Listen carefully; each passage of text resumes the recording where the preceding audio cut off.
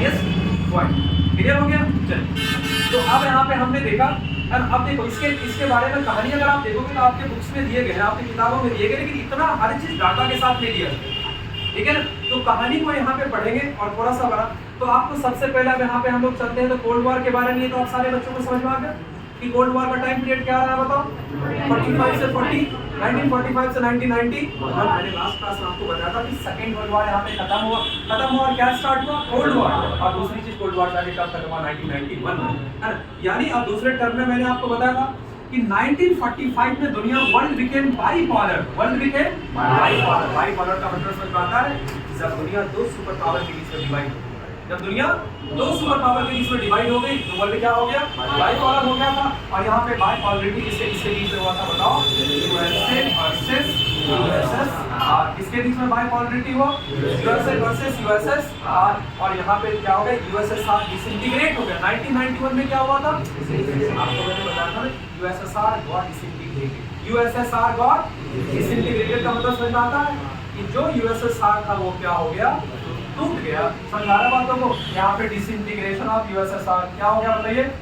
Disintegration of USSR.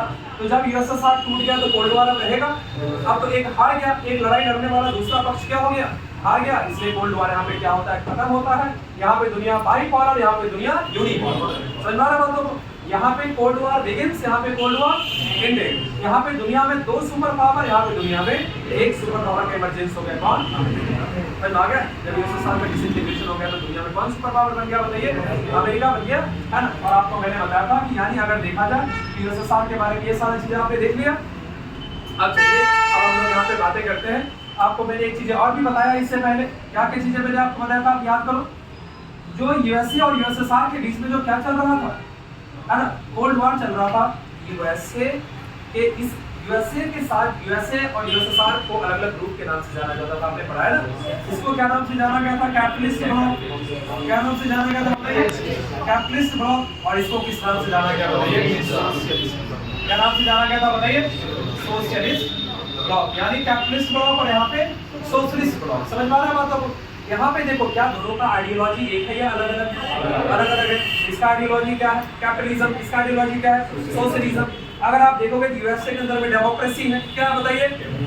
अगर आप USSR के बारे में पढ़ोगे, यूएसएसआर में one party government. One party समझते हो? जैसे आप चाइना में देखोगे तो इसकी एक पार्टी की सरकार है, communist party of China. Communist party of China, जिसको आप सीपीसी बोलते हो।